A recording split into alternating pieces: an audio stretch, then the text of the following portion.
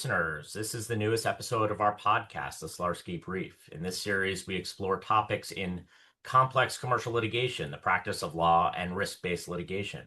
Today's episode is Activist Investing, the Insider Word. I'm Evan Freed. I'm a partner at Slarskey LLC. We are a boutique commercial litigation firm in New York. Today's guests are Michael Levin of the Activist Investor and Joshua Horowitz of Palm Global Small Cap Fund. Michael and Josh, I am happy to have you here today by all means, but I must say I'm far more excited for today's guest host, who is Nicole Santoro, an associate at the firm.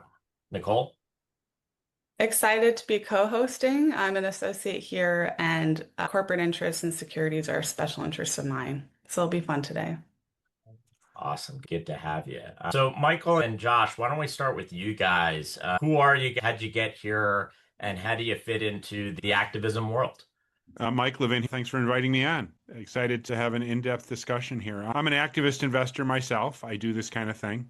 I also advise other investors about their activist engagements, kind of as an advisor, focusing more on small caps and much more interesting, bizarre kind of situations, not the run-of-the-mill, large, not necessarily conventional, but more common kind of proxy contest stuff. Josh Horowitz here from Palm Global Small Cap Fund. That's a long-short value strategy fund. I started off as a value investor with a strong accounting background, trying to find hidden or uncovered value in small caps. And then over the course of time, I've found myself on 10 public company boards, a couple as chairman. And, I think the term activism gets twisted a lot. I'm not an activist in the cartoon sense. I'm more of a concentrated microcap investor who uses governance tools when the gap between intrinsic value and market value is being caused by either a fixable board or capital allocation or investor communication, disclosure, strategic issues, M&A. And it's the toolkit. The strategy is buying overlooked assets at prices where, just maybe a few intelligent decisions can change the outcome. So you mentioned microcaps. What draws you to investing in some of these? What are some of the sort of features that matter most when you're evaluating one? And when you open a position, are you typically looking to work behind the scenes for some time, or are you prepared to just escalate right away into something more public? Well, I think microcaps are where markets are least efficient, right? A company can be public and have their filings and have assets or cash flow and everything else, but still be completely orphaned. Sometimes the opportunity is more operational. Sometimes it's governance. Sometimes it's simply getting the company to tell its story better. And I think in large caps, activism often means moving a mountain. And in the stuff that I think Michael and I look at, maybe it means turning on a light switch. Right. It's not as heavy a lift, and not a lot of people are looking in that pool for the opportunities. Right. And as a consequence of that, because the businesses are potentially a little more straightforward, the potential alpha is a lot greater. You find the possibility of 3, 4, 5 baggers in micro caps and small caps a lot more frequently than you would in really huge companies. And of course, one of the disadvantages there is you need to be prepared to not deploy a whole lot of capital. To acquire just under 5% of a microcap sometimes isn't worth looking at if you're Elliott or Starboard or something. But for a smaller fund, that's meaningful. I find the other angle I like as an activist is that small caps tend to not be candidly very sophisticated about activism and corporate governance and board matters and so forth. They're not always very well advised. Or when they really do hire expensive advisors, which happens, they don't know what they're getting themselves into and don't know how to listen.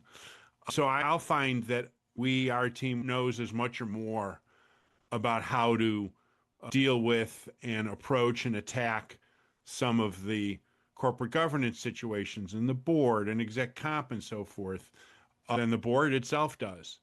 And if you contrast that with a much larger company, which has got 3 law firms and 2 PR advisors and a proxy solicitor and a strategic consultant, investment bank, and so forth, they really know what they're doing a lot more. So companies hold so many cards in this whole process anyway. So I'm looking for every advantage I can get. And one of the sources of those advantages is when I know more about how governance works or how Delaware law works or whatever. And that's going to be a lot more frequent, I think, at smaller caps. I don't know, Josh, I think that you probably experienced some of the same. Oh, absolutely. Sometimes it's restoring credibility. Sometimes there's complex legal issues or M&A issues or financing issues at the companies that, they're so small, they don't have big benches. Oftentimes the CFO is also the SEC filing accountant, the controller.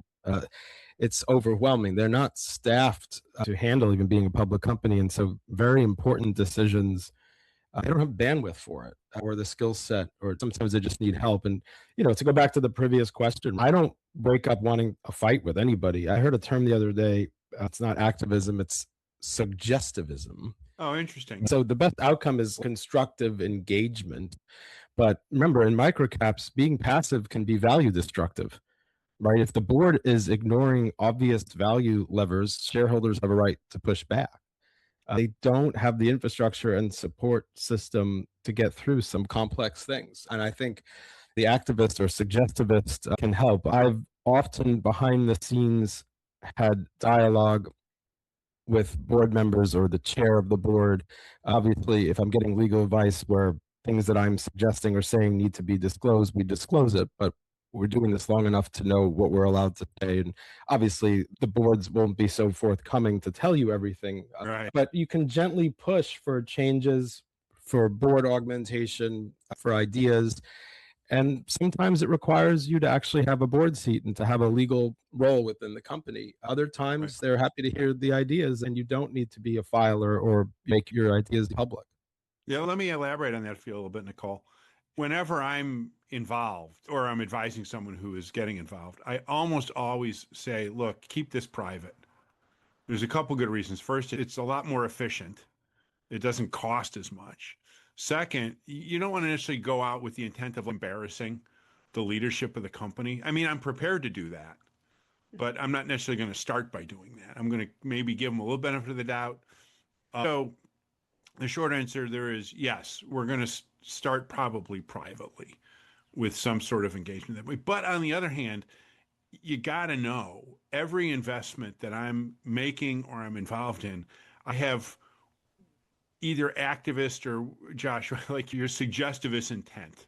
I don't ever get into a company in a portfolio where I'm just going to be passive, not trade it. I am planning on interacting and requesting or potentially demanding certain kinds of changes at the board, in the governance, in the business, in the capital allocation, the balance sheet, whatever.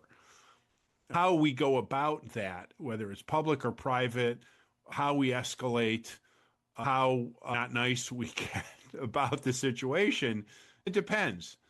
But every portfolio company, every portfolio opportunity is one where we plan to be active, but it's kind of how we're active. That's great. Let's talk about proposals. Let's talk about how we suggest things to companies. Let's talk about Rule 14A8 action proposals, and specifically the SEC's narrowing view of action proposals. What does it really mean for the SEC to step back? And are there certain shareholder proposals, ESG or anything else, where these issues are coming up more frequently? Yeah, I can take a crack at that. Obviously, that's a whole effort by the SEC to limit what shareholders can do with these so-called precatory proposals, which tend to be around the whole subject of ESG, environmental social governance proposals. And they're precatory proposals, which are non-binding resolutions that a shareholder moves. Now, I got to say, Josh, I expect your experience is similar. I don't get involved directly and personally in very many of those. I had one try a couple years ago where I had an idea for a governance reform related to how directors get paid. And I worked on some 14A proposals, and the whole process was just crazy, in part because of the whole SEC no action mechanism. So my own experience is more as an observer rather than as a direct participant. I know a lot of folks in the ESG community who are both very active with submitting ESG proposals and are very worried today about what the SEC has done, which is essentially stepped away from adjudicating or really not issuing any kind of no action process. Right now, I've heard it called a no objection process. So if any company wants to reject a shareholder proposal, these precatory proposals, they just basically have to write a little letter to the SEC and they get a quick reply back that says, fine, you can exclude it. And so the shareholders never see it. It doesn't get to the AGM agenda and it's not on the proxy. So this has caused a great deal of consternation among this ESG community. As a result, I think the number of ESG proposals for this 2026 so-called proxy season is down by close to half. Wow. So there's been a lot of change there, and a lot of these ESG shareholders are getting very aggravated. It's sort of an existential threat to them. So if that was the intent of the SEC, it seems to be working a little bit, I guess. Josh, to what extent does this impact your practice? Full disclosure to viewers or listeners, Josh was very gracious to have invited me to an event concerning a company where he's on the board, Kingsway. And I learned, what had been done there with respect to plopping in a new, very capable CEO approximately 15 years ago, a great board, leveraging NOLs, doing really constructive and creative stuff. Is that more the approach that you guys are taking when you're setting forth a proposal, be it management change, or does it tend to go through the formal proxy process? I think something like that, and thank you for acknowledging Kingsway, and thank you for coming to the event. I think for my typical playbook, I'm not running into 14A type stuff. I think historically companies like getting SEC staff comfort before excluding a proposal. If the staff that's willing to referee on something like that, the judgment is obviously going to shift to the company, to the council, to the board, and potentially a court, right? So it might discourage marginal proposals, but it will probably increase litigation risk if something's a close call. The issue doesn't disappear. I guess it just shifts. It's not something that I'm typically involved with. These companies, that might be like the 700th most important thing to fix. Companies. I think all of the messy realities that don't show up in a pitch deck, where the company is too small, too illiquid, too complicated, where governance and capital allocation can have a real outsized impact. That's what I'm interested in. And sadly, writing a letter, getting something on a proxy is not going to change that. You have to roll up your sleeves and get in there and make the change yourself. And again, I've been very fortunate with maybe one exception, which was part of a negotiated settlement. I believe each board that I've ever served on, I was invited to serve, or it wasn't controversial. I made a case, and they said, have at it, and let's work together. And that's why it's worked out. Again, never really trying to fight with anybody. I'm just trying to be a change agent or spark something. And sometimes you look under the hood and there's some bad stuff happening, or maybe you don't like other board members or management, but it's rarely happened. I've been very fortunate. I think all of the boards, even in investment situations where the investment didn't go the way I planned, I really have enjoyed serving with all of these board members. They're very capable. They're very smart. They have good backgrounds. I think sometimes people need a little push. I love going in there and finding people that are super passionate and aggressive, right? And have a lot of ambition and push me back just as hard so that we can all push together. I mean, that's the best. I've been very fortunate to work with the people I've worked with. There's one other angle, Evan, on the 14A8 thing where, again, there's all sorts of ways we can try to interpret what the SEC is up to and so forth. I'm not that close an SEC watcher compared to some other people I know, but it does seem to suggest an effort to make life harder, so to speak, for that ESG community for their precatory proposals.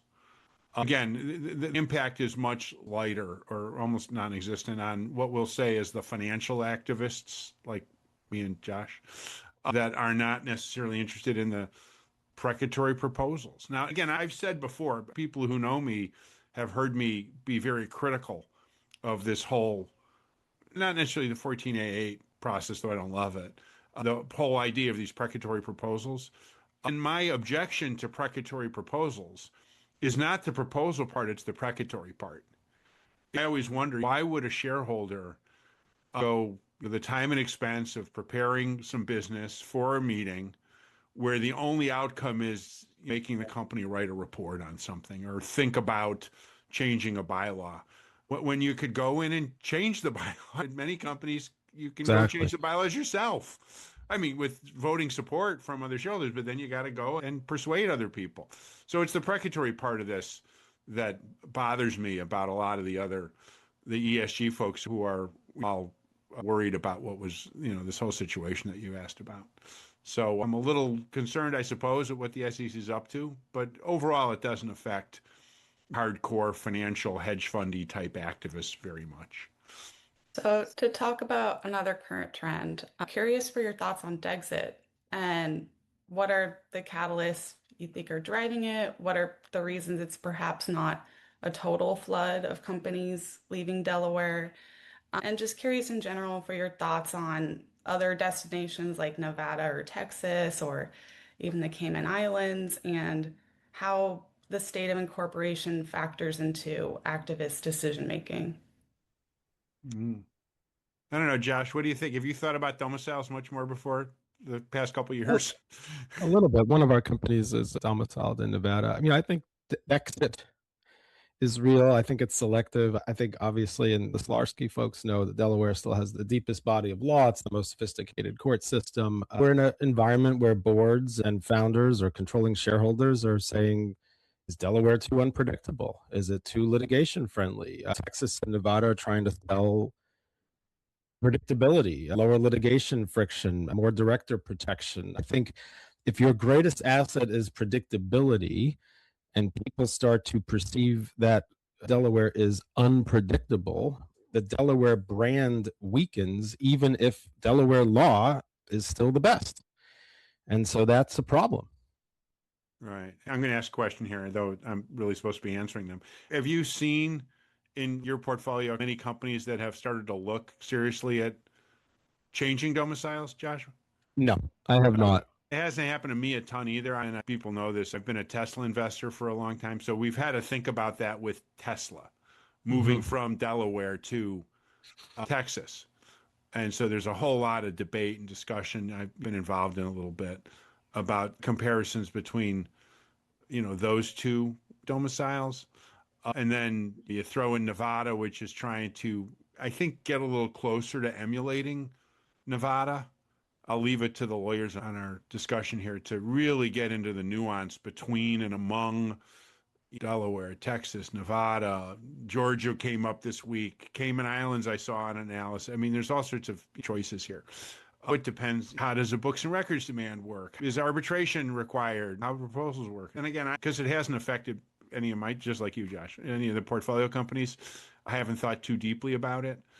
As a microcap investor, putting domicile aside, never invest in a company whose headquarters is in Boca Raton. Oh, okay. Fair enough. There's my free investment idea for everybody. So I don't have any one of those. I've got one in North Carolina. I've got a couple in Utah. But the companies, they tend to be domiciled in Delaware. And there's a lot of other things that I'll look at from a governance perspective in terms of making investment, including a classified board or dual class shares. There's all sorts of very important governance attributes. I don't ever recall making a decision or having domicile seriously affected, but that's also possibly because this has only become an issue, I guess, in the past couple of years, really, 2-3 years. I'll answer your question, Nicole. It's something that's gotten a lot more airtime. I will make two comments. First is that most of the companies that are dexiting, wherever they end up, are controlled. So it was essentially a founder or a controlling shareholder's call to choose a domicile that suited them. Maybe it suited them because they're a controller and they want to do controller type stuff. Maybe they just didn't want to deal with the potential hassle of litigation in Delaware, but they're mostly controlled. And then second, Delaware, for all the well under 100 companies that are on a list of companies that are moving, Delaware gets tens of thousands of new incorporations. There's still 60 to 70% of the S&P 500 and half of the Russell 3000. It's still an unbelievably dominant domicile. So while the Delaware political leadership in the past couple of years has been deathly afraid of losing what is their main industry, which is litigation and corporate registrations, the actual impact on the bar there and the economy, I think, is a lot more moderated. It's worth following. It's kind of interesting, but it's not going to really have that much of an impact on Delaware, and it's certainly not going to have an impact on my portfolio companies. Well, let's shift bases for a minute. Let's talk a little bit about bankruptcy and distressed. I know each of you guys have dabbled, as have we. How have you historically applied traditional activism techniques in the context of insolvency, bankruptcy, and how do those opportunities differ to any extent? Yeah, it's a great question. Distressed investing options have a time component. So you have to be right, but you also have to be right by a certain date, or else you're wrong and lose everything. So distressed is like activism with a legal clock attached to it, right? So in an ordinary situation, maybe you're trying to persuade the board or shareholders, and if the company doesn't have solvency risk, time can be on your side. In a bankruptcy situation, you have rights and process and valuation and venue and committees, and the timing is certainly the battlefield, right? So the discipline could be the same, but understanding the fulcrum security and identifying mispriced rights and using procedure intelligently all come into play up against, is the clock going to run out on me? No. It's interesting because I'm actually up to my elbows right now in a bankruptcy. Josh, I hope you never have to go through this as a debtor. I've looked at bankruptcies as a bidder. I've been a creditor, but never in this position. Though it's worth noting that, in the small microcap space or whatever, if you're looking at value investments, which is by definition what activist investing is, we're looking at underpriced shares. There's going to be some subset of those companies that come out of a screen or whatever that are maybe financially not great. So it's kind of in the back of your mind with certain portfolio companies that this might be a possibility. If things don't break the right way, we may be looking at an insolvency situation. As I mentioned, that actually happened with the board that I'm on right now with the company. We can talk about that if we need to. All right, there's probably things I can't say, but it's a potential for some companies. And it does present some interesting opportunities. As an equity investor, you're really walking a tightrope here in terms of trying to navigate it. But it could be strategically worth looking at. The company I'm involved in right now, we didn't set out to do it, but there's a chance we're going to succeed and deliver some value for everybody, including the equity holders. I wouldn't necessarily recommend considering it right away. There may be some situations where it's worth doing. But overall, the process, as you said, Josh, is administratively rich. It's very expensive. You lose some control that you're accustomed to having in exchange for getting relief from some of the people you owe money to. So it's definitely out there as a possibility, but it takes a very sophisticated state of mind to try to extract value from those situations. I think that's the best way I describe it. Well, we worked with full disclosure with the Slarskey firm on a company that we had bought the equity after the bankruptcy filing. And again, on this theme, value was not hidden. I mean, without getting into it, Sure. the value wasn't hidden. It was just unattended to. It was there for everybody to see what was going on. But if you didn't do anything, it would have been taken or destroyed. And that's why we had counsel. And I think we got a very good outcome. We probably can't talk about it because of disclosure, but it was right there. It was for everyone to see. It was published publicly what these folks were doing. But someone had to go in there and sort of fix it and shake it up. Yeah, they were hiding nothing. That's why I think we won. Right. So. Yeah, I think from my perspective, the stars need to align in distress, right? You got to be looking at steep discounts, a real opportunity to generate attractive risk reward in narrow circumstances that as an equity investor, you think this thing might actually be worth something. It could be in the money. And if you're in the money, it's worth it enough for me to get involved in something like that. And that was certainly a unique situation.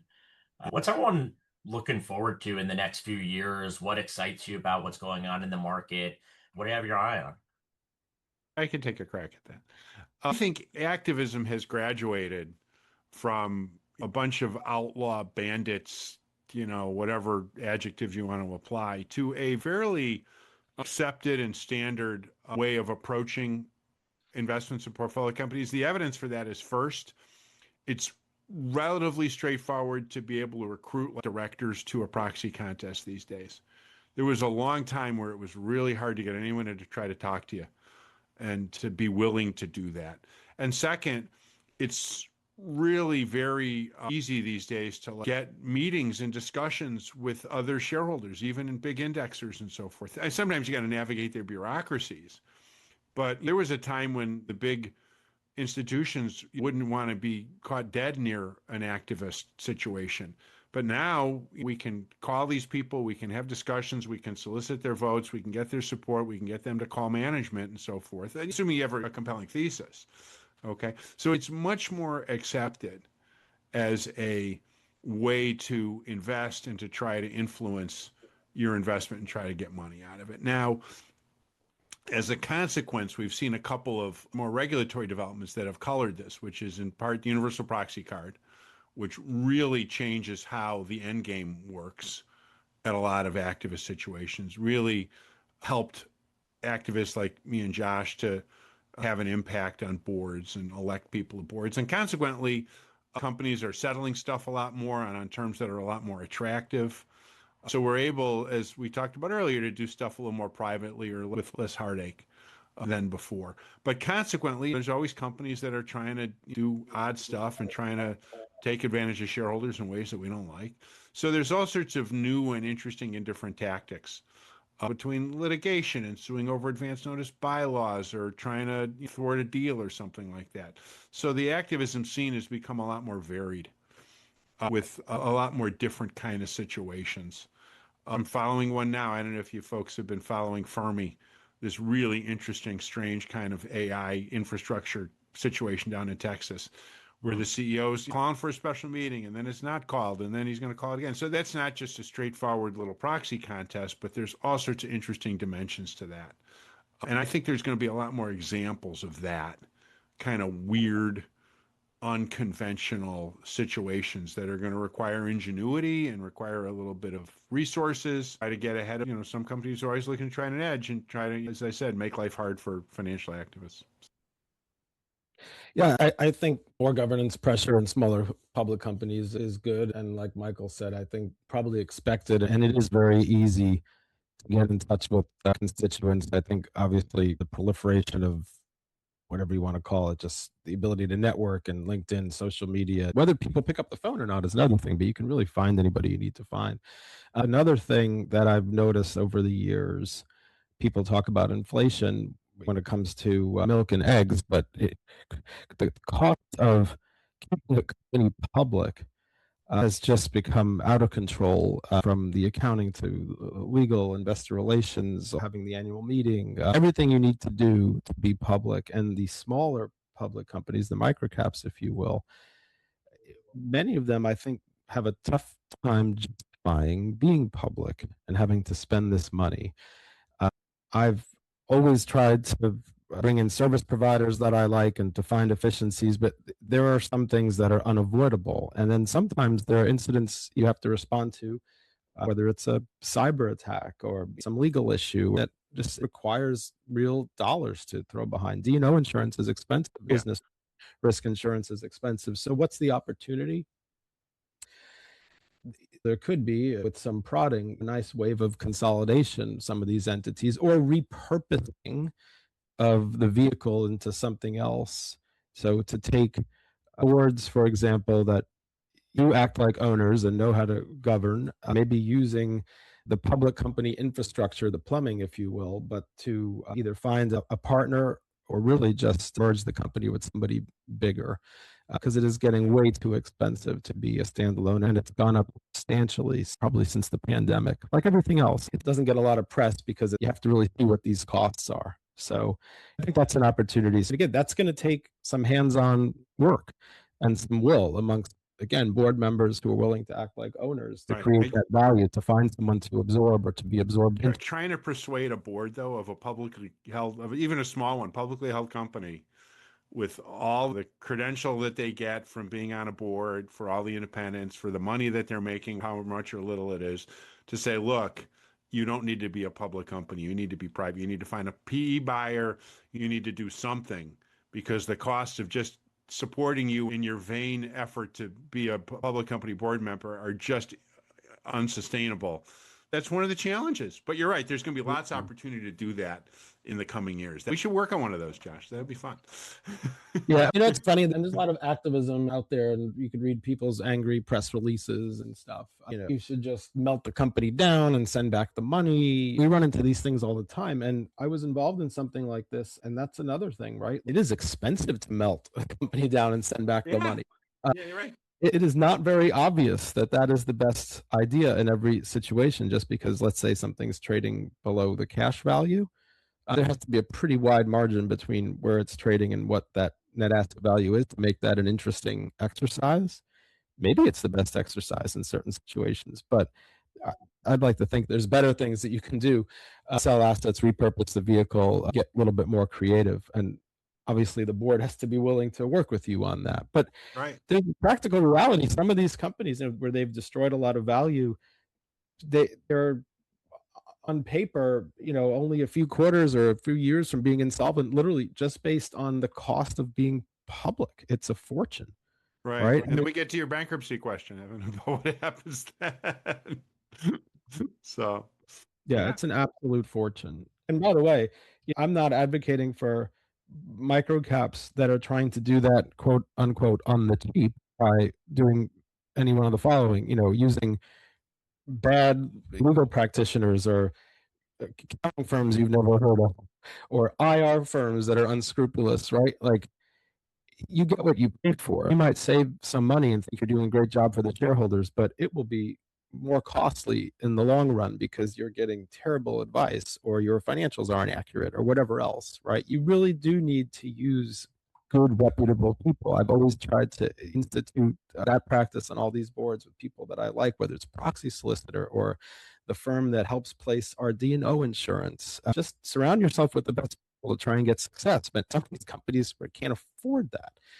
So something needs to happen there. Yeah, no, you're right. Nicole, how about you from a lawyer's perspective or somebody who's really studied Delaware? What are you looking forward to over the next year or thereafter? Yeah, I'm interested to see what happens with Dexit, if it peters out and when. And I'll just add, I'm actually from Nevada, and my dad's a lawyer there. So I've been hearing about this idea of Nevada as a Delaware alternative my whole life. And this is definitely the most movement I think that has happened on that front in the past couple of years, with efforts made in Nevada, a law that the governor might have recently passed there. So it's pretty interesting, but we'll see. I think Michael's definitely right that Delaware is just dominant here. Right. For now. We'll see. For now. Awesome. Josh, Michael, Nicole, thank you guys so much for joining. Thank you, listeners. Thank you for joining us on another episode of the Slarskey Brief, and we will see you soon.